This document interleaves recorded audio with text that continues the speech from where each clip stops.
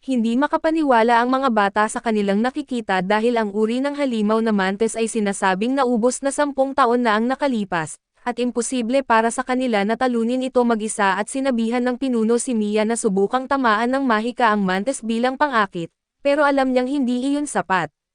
Kaya't dali-dali niyang nilapitan si Light at ang mga kasama nito at nakiusap na tulungan silang lituhin ang halimaw para makatakbo silang lahat. Ngunit nang marinig ni Light na balak ng mga bata na umatras ay tinanong niya kung ibig sabihin noon ay ayos lang bang siya na lang ang humarap dito. Naisip ng mga bata na baliw siya dahil ang mantis na iyon ay siguradong may antas na hindi bababa sa level 500, pero sinabi ni Light na wala silang dapat ipag-alala dahil kaya nilang harapin ito. Si Gold ang unang sumugod at umatake at sa gulat niya ay nakayang masalag ng mantis ang karamihan ng kanyang mga atake ng halos walang pinsalang natanggap. Ibig sabihin ay sobrang tibay ng mga kuko nito kaysa sa inaakala niya at sumunod si Light at pinakawalan ang isang fire arrow papunta sa mantis. Pero bago ito tumama ay ginamit ng mantis ang sarili nitong kapangyarihan para ibalik ang palasok kay Light. Habang pinapanood ito ng mga bata ay inakala nilang delikado na sina Light at ang grupo nito. Kaya't sinabihan nila si Mia na magmadali sa paggamit ng mahika. Ngunit sobrang tuwa ni Mia sa ginawa ni Light kaya't hindi siya makapag-focus at gumamit kasi si Light ng combat grade magic nang hindi binibigkas ang anumang incantation, hindi alam ni Mia na posible pala iyon. Ang iba ay hindi gaanong marunong sa mahika kaya't hindi nila alam kung gaano kahanga-hanga ang ginawa ni Light, sinabihan sila ni Gold na mas mabuti nang huwag na silang makikisali dagdag pa niya. Tuturuan niya sila ng isang aral tungkol sa pagiging isang knight at aniya ang isang kalasag ay hindi lamang para sa depensa. Habang inaatake siya ng mantis bigla siyang umikot at perpektong sinalo ang atake nito gamit ang kalasag dahilan para mabasag ang kuko ng mantis. Pagkatapos sinabi niya na ang isang knight ay hindi dapat palampasin ang pagkakataong umatake. Kaya habang nasasaktan pa ang mantis sa pagkabasag ng kuko ay mabilis siyang umatake mula sa likuran at pinutol ang isa nitong paa. Sumunod si Light at pinakawalan muli ang mga fire arrows at sa pagkakataong ito habang tinatabig ng mantis ang mga palaso, bigla namang nagbago ang direksyon ng mga ito at tumama sa likod ng halimaw. Kinokontrol na ni Light ang mga palaso kaya't kahit anong gawin ng mantis ay tatama pa rin ang mga ito sa target. Kalaunan ay naputol lahat ng mga paa ng mantis at napagtanto nitong wala na itong laban kay Light, kaya tumakbo ito pabalik sa kagubatan. Nagulat si Light dahil matalino pala ito para magpasya na umatras pero hindi niya ito hahayaang makatakas matapos ang lahat ng iyon. Nagbitaw si Light ng firewall sa harap ng mantis para pigilan itong makatakas papunta sa kagubatan. Tuluyang nabaliw sa tuwa si Mia dahil ngayon lang siya nakakita ng isang tao na nakakagamit ng ganoong kalawak na tactical magic ng ganoon kabilis. Wala nang mapagtakasan ang mantis pero mayroon pa itong mga pakpak.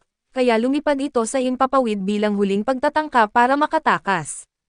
Ngunit bago pa ito tuluyang makalayo ay tumalon si Nima at hinati-hati ito sa ere at pagkatapos niyang bumalik sa lupa ay sinabi ni Gold na nagkamali siya. Nainis si Nima dahil akala niya ay ginawa lang niya ang gusto ni Light at ito ang sirain ang mantis. Pero itinuro ni Gold na pati ang mga mahalagang bahagi ng mantis ay nasira kaya hindi na nila ito maibebenta.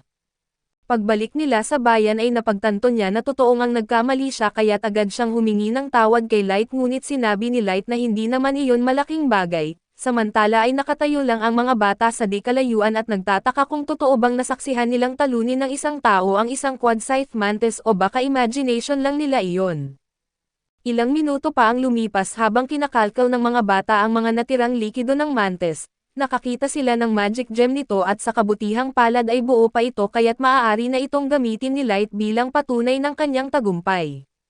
Bago sila umalis ay nilapitan siya ng isa sa mga bata at nagtanong kung miyembro ba siya ng isang sikat na grupo ng mga adventurer, dahil sobrang lakas niya para sa isang baguhan kaso sinabi ni Light na sila ay mga fronters lamang, kaya't lalo silang naguluhan kung dapat ba silang maniwala o hindi.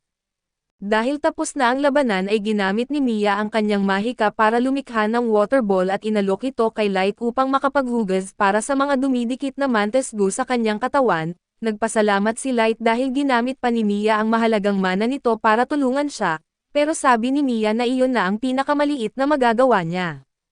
Habang lumalalim ang gabi ay tinanong ng pinuno sina Light kung gusto nilang makipag-camp para sa gabing iyon, bukod sa delikadong maglakbay kapag madilim na at gusto rin talaga ni Mia na makausap si Light tungkol sa Mahika at dahil wala namang masama ay pumayag si Light na manatili. Habang kumakain ang grupo sunod-sunod ang mga tanong ni Mia tungkol sa nakaraan ni Light, pero hindi niya maaaring sabihin ang totoo kaya't gumawa siya ng kwento at sinabing parehong makapangyarihang mage ang kanyang mga magulang, kaya siya magaling sa paggamit ng Mahika ng walang incantation at doon ay naniwala naman si Mia. Ngunit sinabi ng kanyang kapatid na hindi pa rin niya maintindihan kung bakit napakahusay noon. Kaya't nagbigay si Mia ng mahabang paliwanag tungkol sa tatlong pangunahing uri ng Mahika at ang una, ang combat class magic na ginagamit laban sa isang target at pangalawa, ang tactical class magic, na kayang makaapekto sa malawak na lugar gaya ng firewall na ginamit ni Light at ang pangatlo, ang strategic magic, na kayang baguhin ang buong mundo tulad ng paglikha ng lindol o pagbagsak ng meteorite. Ipinaliwanag pa ni Mia na ang ganitong uri ng Mahika ay karaniwang ginagawa ng grupo ng mga elite mages na pinagsasama ang kanilang mana at nagsasabay sa pagbigkas ng incantations. Sa ibang lahi ay madali lang ang paggamit ng ganitong antas ng Mahika, pero sa mga tao ay halos imposibleng magawa iyon kaya't sobrang humanga siya kay Light dahil nagawa niya ito ng mag-isa. Bagaman hindi pa rin lubos na naiintindihan ng kapatid ni Mia ang Mahika, alam niyang kamangha-mangha si Light base sa paliwanag ng kanyang kapatid at gayunman, sinabi rin niya kay Mia na bigyan din niya ng credit ang sarili niya dahil ang Mahika niya ay sapat para bigyan siya ng rekomendasyon sa Magic Academy mula sa Duke. Nakuha nito ang atensyon ni Light kaya't tinanong niya kung tinutukoy ba nila ang namumuno sa bansang binuo ng siyam na lahi at ito ang Principality of Nine, kinumpirma ni Mia na iyon nga ang tinutukoy nila, at sinabi ni Gold na siguradong isa siyang magaling na mage para mapansin ng Principality. Sumang-ayon ang kapatid ni Mia kaso malungkot niyang idinugtong na namatay ang kanilang mga magulang dahil sa salot, dahil dito ay hindi na kayang pag-aralin si Mia sa Magic Academy kaya't napilitan silang bumuo ng isang adventurer party, kasama ang dalawa nilang kababata sina Jimra at Wordy upang makaraos sa araw-araw. Sa ngayon ang layunin nila ay kumita ng sapat na pera mula sa paggalugad ng mga dungeon para maipadala si Mia sa akademya, ngunit sinabi ni Mia na masaya na siya sa simpleng makasama sila kaya't hindi nila kailangang magsakripisyo ng sobra para sa kanya, pinapangako naman siya ng kanyang kapatid na hindi siya gagawa ng anumang padalos-dalos na bagay. Habang pinagmamasdan ni Light ang pag-uusap ng magkapatid at naalala niya ang mga panahong kasama pa niya ang kanyang nakababatang kapatid na babae, maya-maya ay tinanong siya ni Mia at ng kanyang kapatid kung bakit siya naging adventurer. Kaya gumawa si Light ng kwento sinabi niyang namatay ang kanyang mga magulang sa isang sunog at nagtamo siya ng matinding paso sa katawan, kaya't naglalakbay siya ngayon upang makahanap ng magic potion na makapagpapagaling sa kanya at tahimik ang lahat matapos marinig iyon, dahil mukhang masakit ang pinagdaanan niya at walang makapagsalita. Upang maputol ang tensyon ay tumayo si Jimra at nagtanong kung magkasintahan ba sina Gold at Nimimo. Biglang uminit ang ulo ni Nimimo at mariing itinanggi iyon at sinasabing hinding-hindi siya magkakagusto sa katulad ni Gold. Kalma lang si Gold ngunit sagot niya na wala rin siyang interes sa isang babaeng kasing immature ni Nimimo. Habang nag-aasaran ang dalawa sa kabilang bahagi naman ng dungeon ay abala si Keo sa pagpatay ng mga orc, upang makuha ang mga research samples na kailangan ni Yani para sa kanyang eksperimento na isang paraan upang malalampasan ang level cap ng bawat lahi. Ngayon na sapat na ang mga magic materials na nakuha nila, sinabi ni Yani na ang kulang na lang ay isang human guinea pig at alam na niya kung sino ang gusto niyang paghigantihan para sa eksperimento. Lumipas ang ilang araw at nagtungo si Light sa guild upang ipapalit ang mga magic stones na nakuha niya.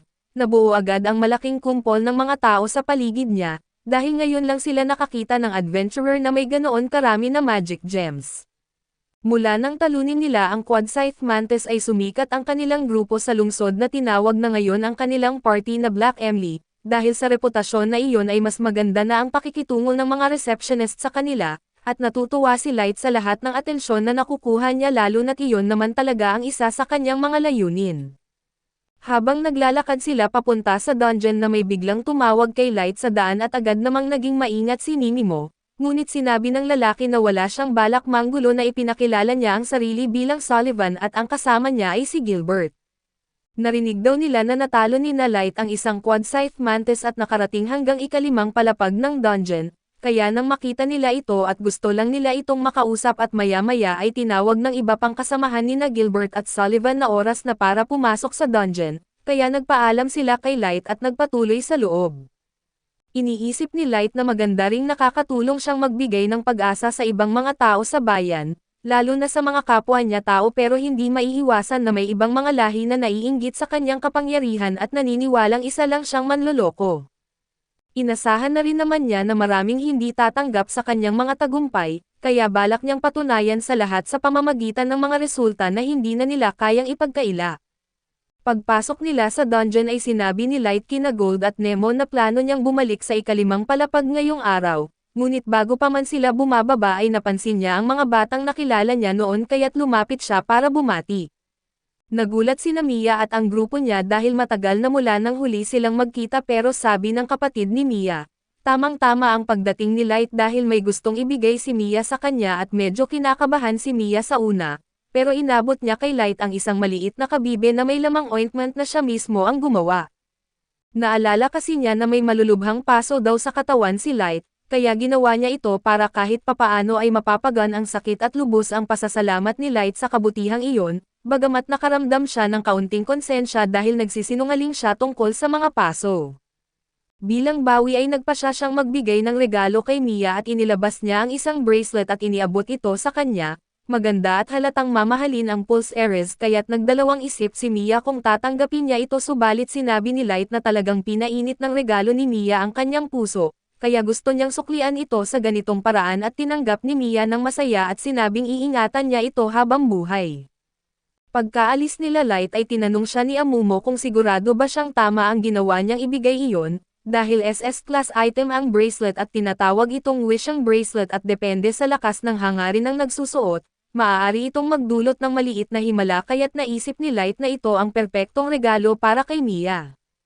Pagkaraan ng ilang sandali ay nakarating sila sa ikalimang palapag at natuklasan nilang nababalutan ito ng nyebe. Magandang pagkakataon iyon para sa kanila dahil magsisilbi itong takip o tagong proteksyon kaya tinutusan ni Light sina Gold at Nemo na sila muna ang bahala sa paghunting ng mga hyenas habang siya ay aalis. Pagkatapos ay ginamit ni Light ang isang teleportation item at agad na bumalik sa kanyang throne room sa Dungeon City. Doon ay nagkape siya at tinanong ang kanyang grupo tungkol sa progreso ng kanilang revenge operation. Ipinahayag ni Ellie na halos kumpleto na ang lahat ng paghahanda kaya't malapit na silang makapagsimula sa susunod na yugto.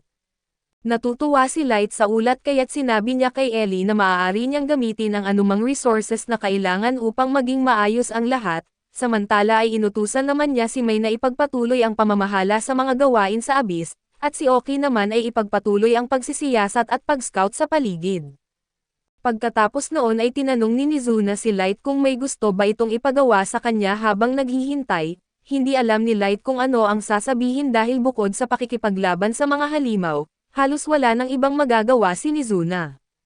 Pero ayaw rin niyang maramdaman nitong walang silbi kaya't sinabi niya na manatili na lang ito on standby upang protektahan ang lungsod sakaling may lumitaw na malakas na kalaban. Masaya na si Mizuna sa utos na iyon at nanumpa siyang walang sino man ang makakapasok o makakapanakit ng lungsod habang siya ang nagbabantay. Samantala ay hindi na makapaghintay si Light na maisasagawa ang kanyang plano, dahil gusto niyang makita mismo ang miserableng ekspresyon ni Sasha kapag hinarap na niya ito at sa kabilang bahagi naman ng dungeon, nagkampo sina Gilbert at Sullivan habang nagbabantay sila at ang ibang kasamahan ay natutulog. Nang maramdaman ni Sullivan na kailangan niyang umihi ay sandali siyang lumayo papunta sa kagubatan, ngunit pagbalik niya, tumambad sa kanya ang pugot na ulo ni Gilbert na nakahandusay sa lupa at si Keo ang nakatayo sa ibabaw nito. Patay na rin ang dalawa pa nilang kasamahan na pinatay habang natutulog. Ipinakita ni Keo na ginawa niya ito dahil sa matinding galit niya sa buong lahi ng tao at nagalit si Sullivan sa ginawa ni Keo, kaso alam niyang wala siyang laban dito. Kaya agad siyang naghagis ng smoke bomb at tumakbo upang makabalik sa guild at iulat ang nangyari. Inakala niyang makakatakas siya dahil karamihan sa Mahika ay walang bisa kung hindi alam ng kalaban ang lokasyon ng target. Ngunit bigla siyang tinamaan sa likod ng isang bagay at nang lumingon siya ay nakita niyang sakay si Keo ng isang magical hoverboard, ilang sandali pa ay nawalan siya ng malay nang atakihin siya ni Yannick. Pagkatapos ay pinagalitan ni Yannick si Keo dahil pinatay nito ang lahat ng tao. kahit malinaw na sinabi niyang dapat ay buhayin ang mga ito at hindi nakikita ni Kaido ang problema para sa kanya, walang halaga ang buhay ng ilang mahihinang tao at hindi rin naman daw talaga iniintindi ni Yanni kung mabubuhay pa ang mga ito o hindi. Ngunit ipinaliwanag ni Yannick na kailangan pa nila ng mga test subject dahil hindi pa matatag ang resulta ng kanilang eksperimento. Alam niyang mamamatay rin si Sullivan sa mga side effects bago pa nila tuluyang mapahusay ang formula, kaya't kailangan nilang humanap ng mas marami pang tao bilang mga bagong test subject.